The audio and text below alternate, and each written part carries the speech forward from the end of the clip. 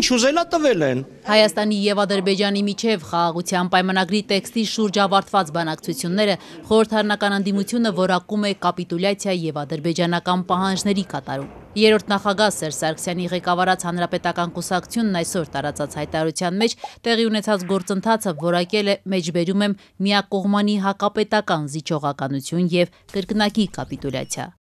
Արտաքին որոշ ուժերի կամակատար Նիկոլ Փաշինյանի կառավարման յուրաքանչյուր օրը վտանգում է Հայաստանի պետականությունը եւ ինքնիշխանությունը։ Սերժ Սարգսյանի առաջնորդած պատիվ ունեմ խորհրդարանական խմբակցության ղեկավար Հայկ Մամիջանյանն ընդգծում է ձեռք բերված փաստաթուղթը կապիտուլյացիայի այն պատճառով, որ բանակցություններում բոլոր զիջումները կատարել է միմիայն Հայաստանը եւ դա արվել է բոլորի աչքի առաջ։ Խաղաղության պայմանագրի շուրջ բանակցություններում չկար սահմանադրության հարցը, բայց Բաքուն այն օրակարգ բերեց։ Չկար սահմանի երկայնքով երրորդ երկրների ուժերի դուրսբերման դրույթը, բայց Բաքվի պահանջով Փաշինյանը դրան էլ համաձայնեց, ինչպես որ համաձայնեց Մինսկի խմբի լուծարմանն ու միջազգային հայցերից հրաժարվելուն։ Եթե նոյեմբերի 9-ի փաստաթուղթը կարելի էր համարել առաջին կապիտուլյացիան, ապա սա կրկնա կապիտուլյացիա է, որովհետև այստեղ Հայաստանի Հանրապետության շահը բացարձակապես ներկայացված չի։ Անընդունելի համարելով ուժի գործադրման բացահայտ սպառնալիքով, ինչպես նաև առանց միջազգային միջնորդների ու անվտանգության միջազգային երաշխիքների փաստաթղթի շուրջ համաձայնությունը, Հանրապետականը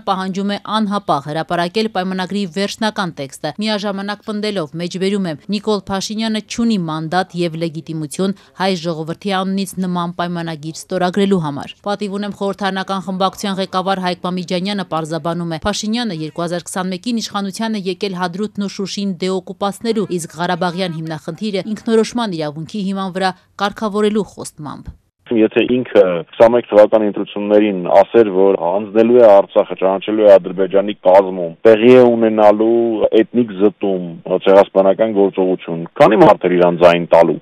Խորհրդարանի ամենամեծ ընդդիմադիր Հայաստան խմբակցության առաջնորդ Ռոբերտ Քոչարյանն առայժմ չի արձագանքել հայ-ադրբեջանական համաձայնությանը, սակայն ընդդիմադիր խմբակցության падգամավոր Արթուր Խաչատրյանը միակողմանի զիջում է որակում Երևանի եւ Բաքվի միջև ձեռք բերված համաձայնությունը։ Ադրբեջանը ինչ պարտադրել է, այս իշխանությունները համաձայնեցրել են, եւ հիմա այս իշխանությունները շանտաժի են ենթարկում Հայաստանի Հանրապետության ժողովրդին եւ համայն հայությանը, որ եթե հանկարծ մենք Ադրբեջանի պահանջներին չենթարկվեինք,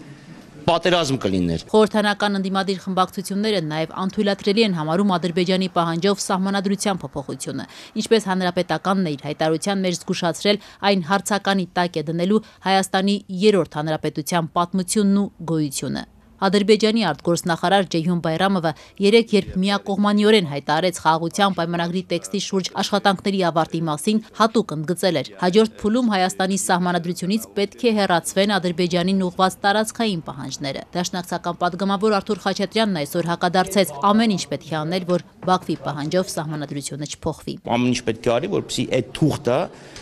որի նախագիծը միգուցե Բաքվում է գրվել եւ ուղարկվել այստեղ, չանցնի։ Ընդդիմադիր падգամավորներն այսօր խորհրդարանում արտգործնախարարի հետ բանավիճերից նշում էին, իրենք էլ են ուզում խաղաղություն, համաձայն են Արարատ Միրզոյանի այն դիտարկման հետ, որ խաղաղությունը Հայաստանի գոյության միակ ձևն է։ Խնդիրը սակայն այն է, որ Հայաստանի իշխանության առաջարկած խաղաղությունը իրենց համոզմամբ խաղաղություն չի բերելու։ Դաշնակցական падգամավոր Արծիկ Մինասյանն անգամ այն համեմատեց գերեզմանային խաղաղության հետ։ Գերեզմանում է խաղաղություն։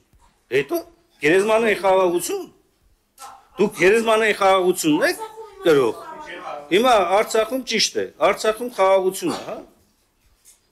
Մենք այդ խաղաղությանն ենք դե։ Մենք կողմ ենք արժանապատիվ խաղաղության։ Առաջին նախագահ Լևոն Տեր-Պետրոսյանը դեռ չի արձագանքել խաղաղության պայմանագրի տեքստի շուրջ ավարտված բանակցություններին։ Սակայն նրա ղեկավարած Հայ ազգային կոնգրեսի փոխնախագահ Լևոն Զուրաբյանը Ազատությանը փոխանցեց, որ այսպես կոչված համաձայնեցված տեքստը որևէ արժեք չի կարող ունենալ, քանի դեռ այն չի ստորագրվում հակառակորդի կողմից։ Սա նշանակում է, որ հակամարտությունը շարունակում է մնալ չկարգավորված, եւ դա այն դեպքում, երբ Հայաստանը համաձայնվել է խաղաղության պայմանագրի տեքստի վերաբերյալ Ադրբեջանի բոլոր պահանջներին։ Ակնհայտ է, որ սահմանադրության փոփոխության պահանջը ընդամենը օգտագործվում է Ադրբեջանի կողմից որպես պատրվակ Հայաստանի հետ խաղաղության չգնալու համար։ Լևոն Տեր-Պետրոսյանի ղեկավարած ուժի փոխնախագահի գնահատմամբ այս չակերտավոր համաձայնությունը խաղաղության ճանապարհին իբրև առաջընթաց ներկայացնելը Հայաստանի իշխանության հերթական խաբեությունն է։